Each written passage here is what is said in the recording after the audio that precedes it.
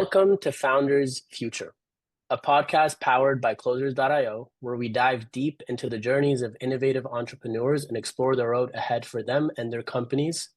I'm your host, Amar Elm, and in each episode, we uncover the stories behind impactful ventures, the challenges faced along the way, and the strategies driving their future growth.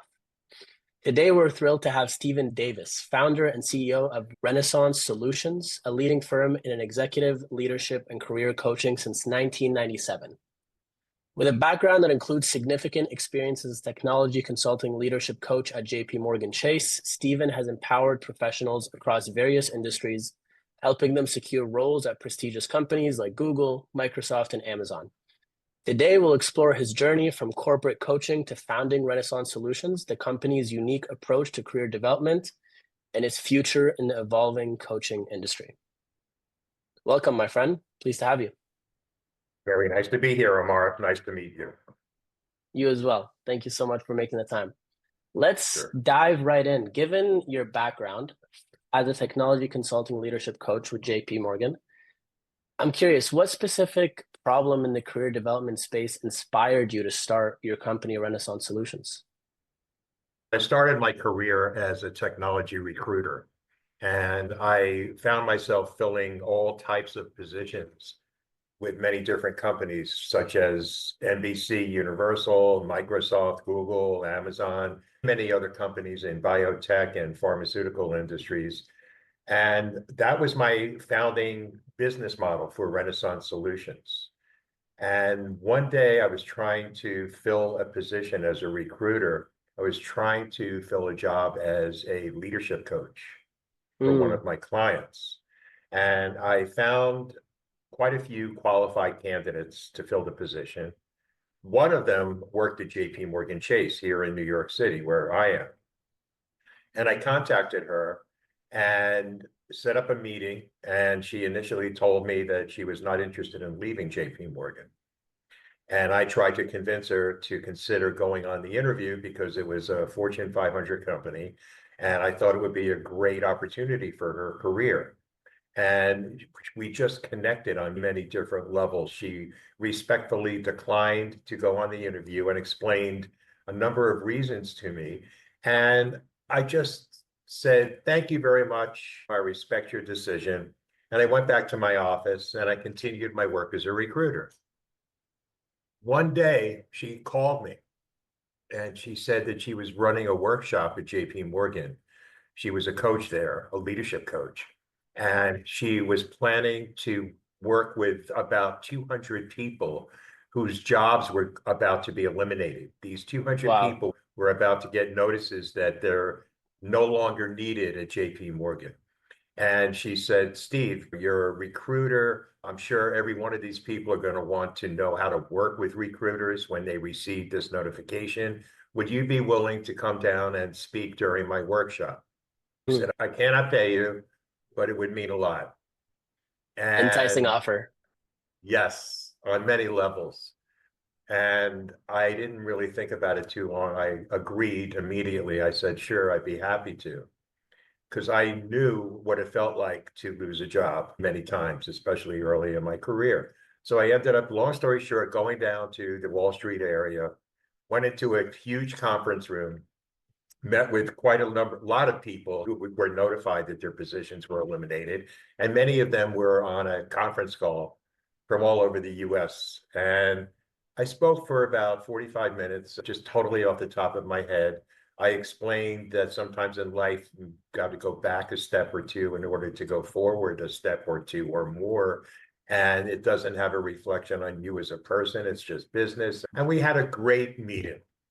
When it was finished, there's a lot of people asking me questions before I was going to leave because I had to go back to work. And I finished answering as many questions as I could. And she came over to me and she said, you would be a great leadership coach. And I said, I really don't think so. I'm a recruiter. And she said, no, I'm telling you, you would be a really good coach. Think about it. So I told her I would, and I didn't really think about it. Really didn't. I was doing well as a recruiter, filling all kinds of positions. And then a buddy of mine suggested that, like, why don't you see what she had in mind for you? What do you have to lose? And we were getting together on a semi-regular basis for lunch and catching up. And one day we had lunch and I said, okay, if I'm interested, what should I do? And she said, I'm going to set you up to meet with my managing director, this gentleman who managed hundreds and hundreds of people in a division of HR of JP Morgan, and he's going to talk to you and see what he says. And I said, okay, nothing to lose.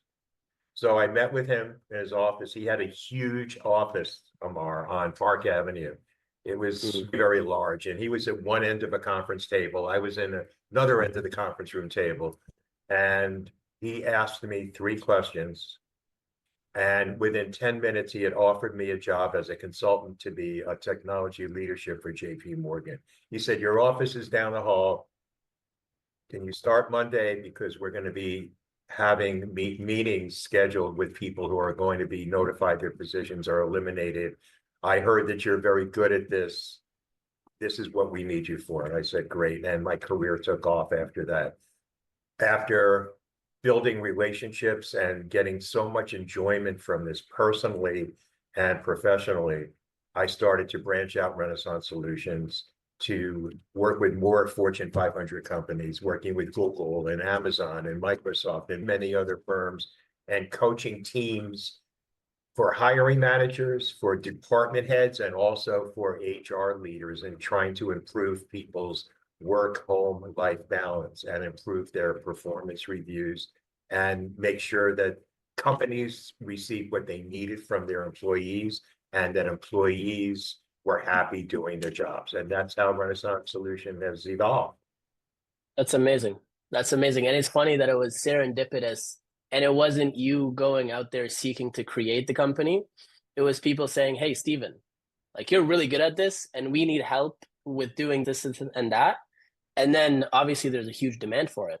I'm curious, when you were transitioning over and really starting the company, were there any reservations with being not your own boss, but starting your own company, going into entrepreneurship, anything like that, any mental limiting blocks that you were able to get over?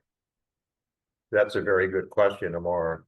The biggest question and the biggest mental block that I had, it was more than a block long, was I'm not getting a paycheck from a company any longer. My survival is predicated upon my own ability to generate revenue. That was my biggest concern.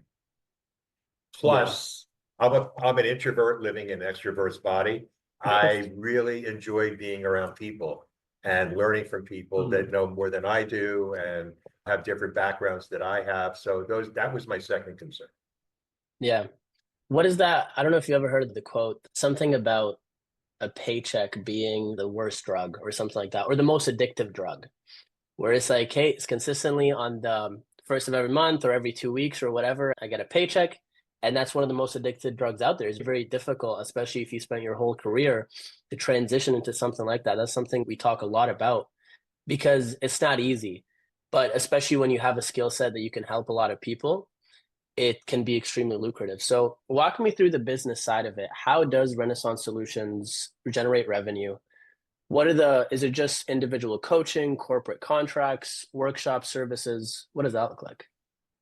It's all of the above. It's individual one-on-one coaching, and a lot of it is corporate coaching as well.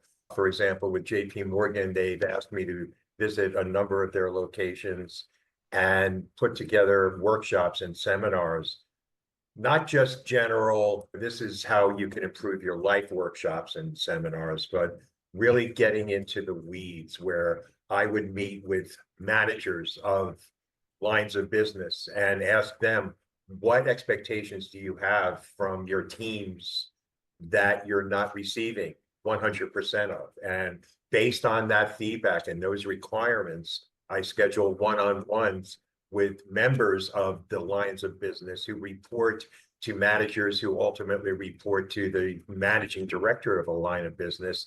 And I connect the dots based on what the leaders are looking for from their employees and based on what the employees' expectations are from their positions. Because as Amar, there's a difference between a leader and a manager. 100%.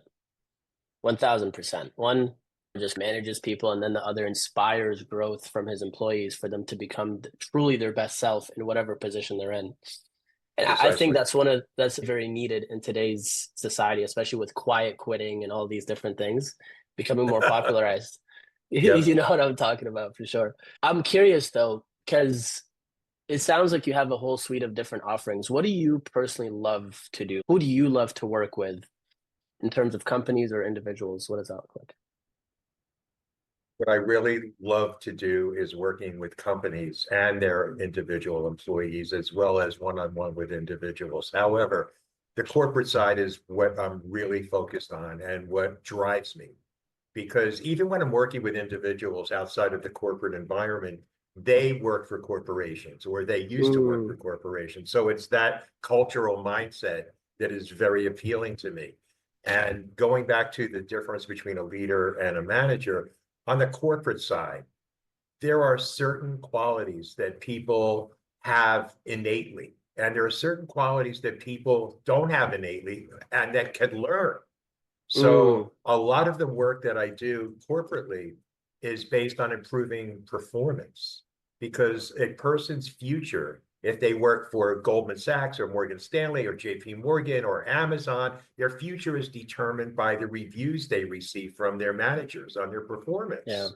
So leadership is something that every single person can practice, even if they're an individual contributor, and it's managing their time. So a lot of the work that I do on the corporate level is improving people's ability to manage their time instead of their time managing them.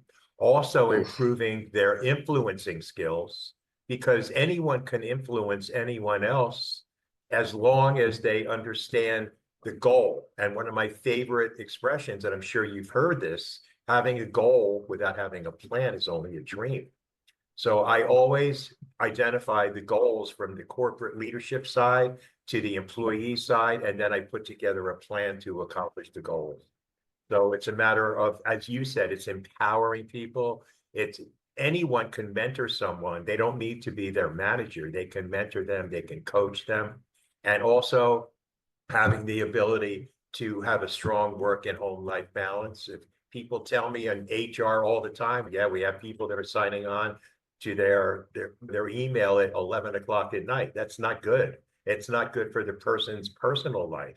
Empowering people to manage their time, to manage their ability to move up in a company. Internal mobility coaching is a large Mm, part of what I do because a lot of people would love to get a promotion. They would love to get a raise. They would love to get an increase in their hierarchical title, maybe from a vice president to a senior vice president or to an executive director or to a managing director.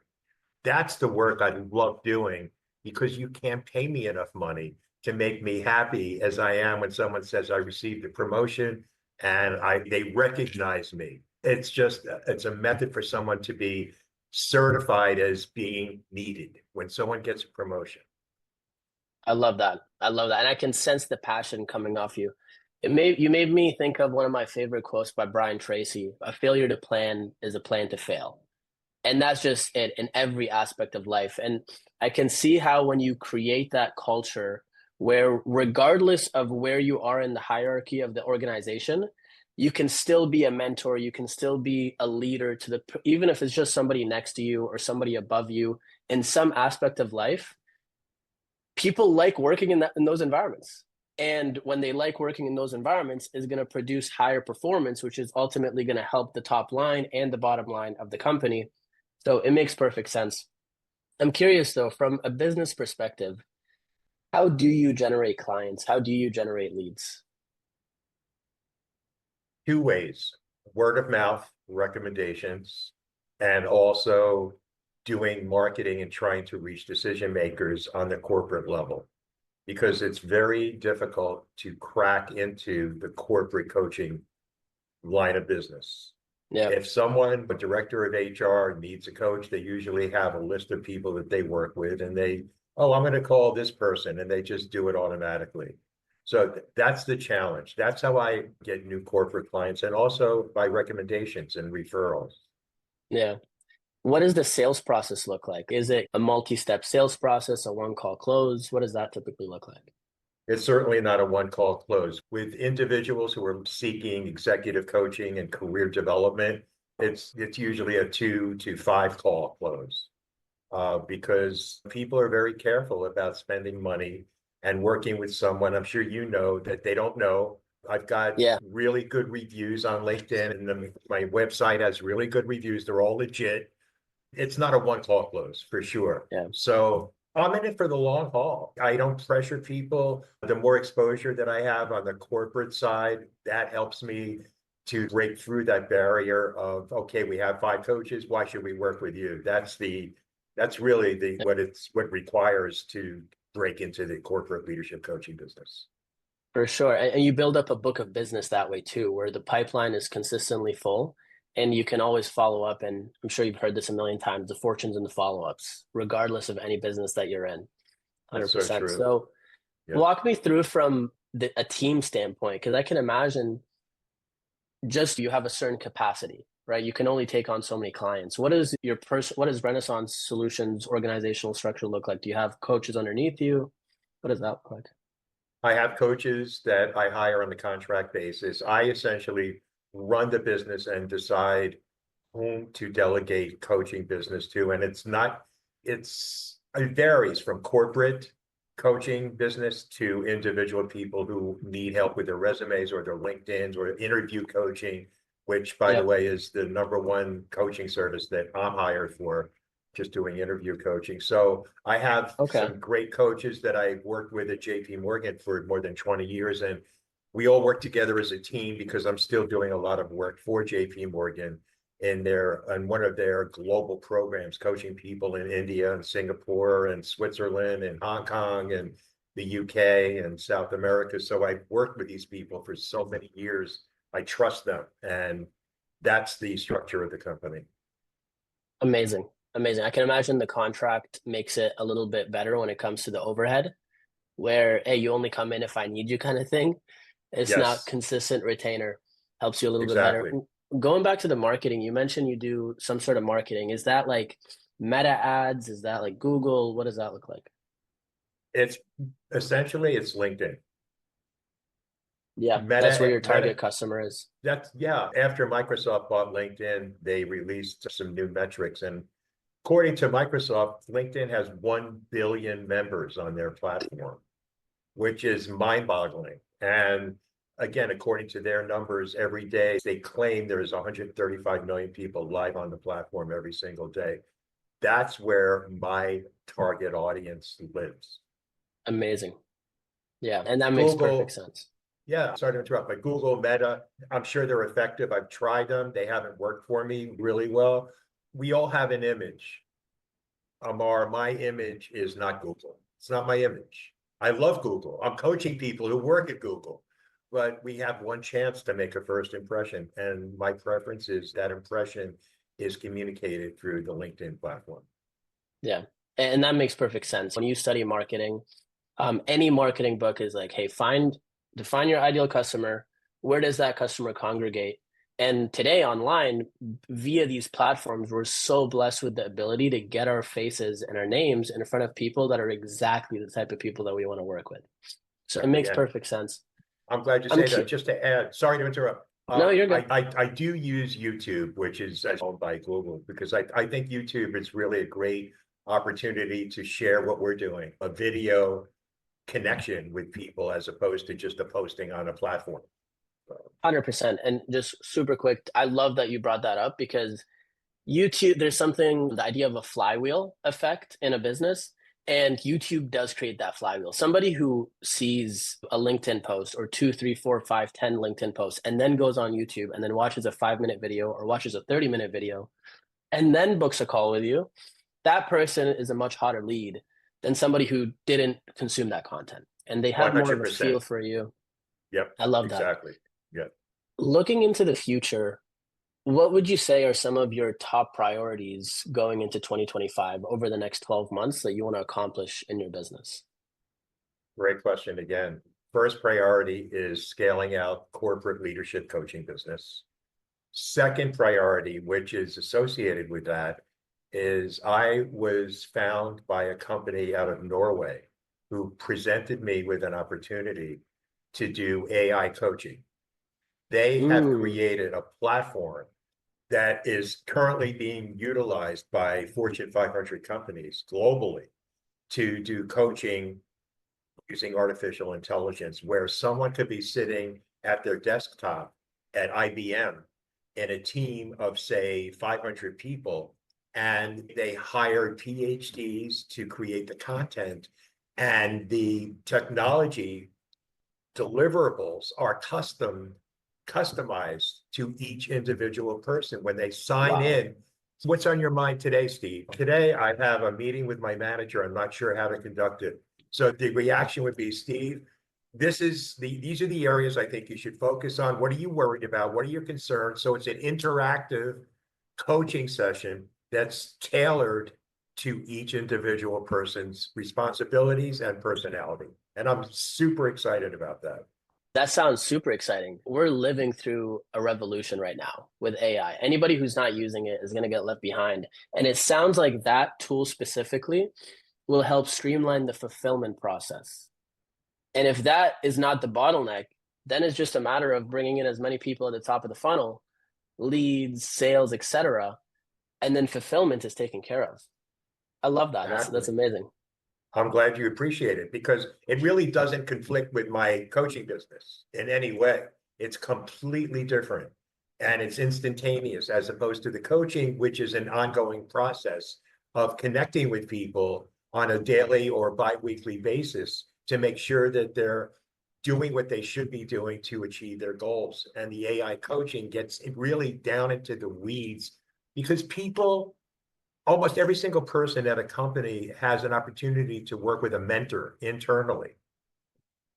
These are employees. So sometimes people are afraid to share things with a mentor because they don't know who they're going to talk to about what they're sharing. Yeah. With an external coach, like my favorite expression is everything we discuss is entirely between us. I share nothing with your Yeah. company except for dates and times that we meet. That's it. People Yeah. open up at the, It's yeah. so funny. Yeah, like people open up to strangers so much easier than they do to somebody who they know. And it's such a funny, just a human thing. I know I'm the same way. I'll randomly meet somebody in the sauna and then I'll tell them about my life. And then I won't tell my parents, or it's just hilarious. But I love that. Let's transition over to the lightning round. So I have a Okay. couple quick questions for you and basically short answers, whatever comes top of mind for you. What's one tool or resource that's been a game changer for Renaissance solutions?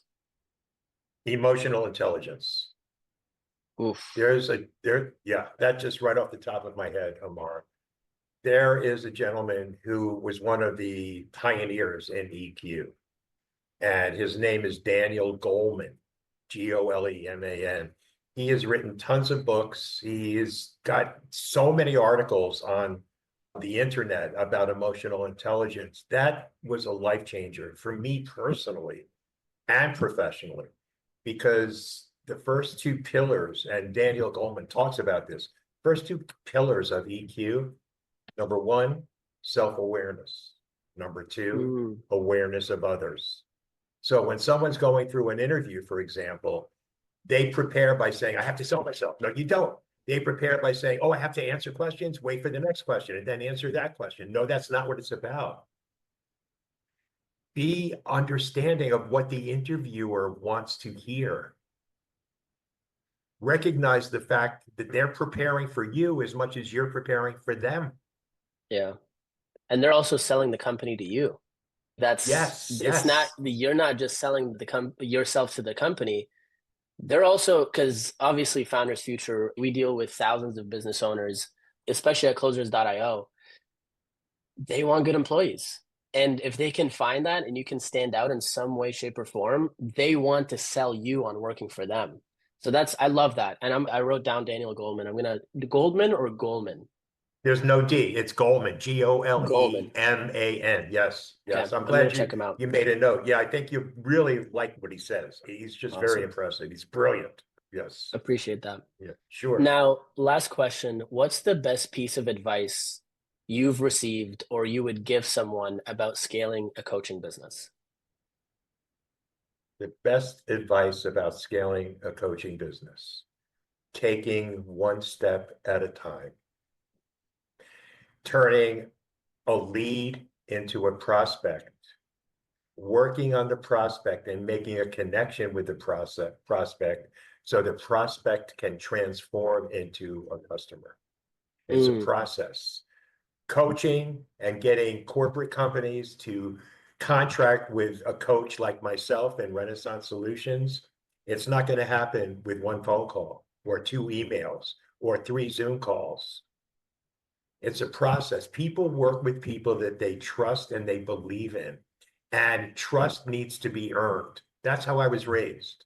My dad used to say, I don't care how successful you are in your life, Steve, everything that you have is based on your perception of how credible you are and what kind of a person you are. And that's how I live my life.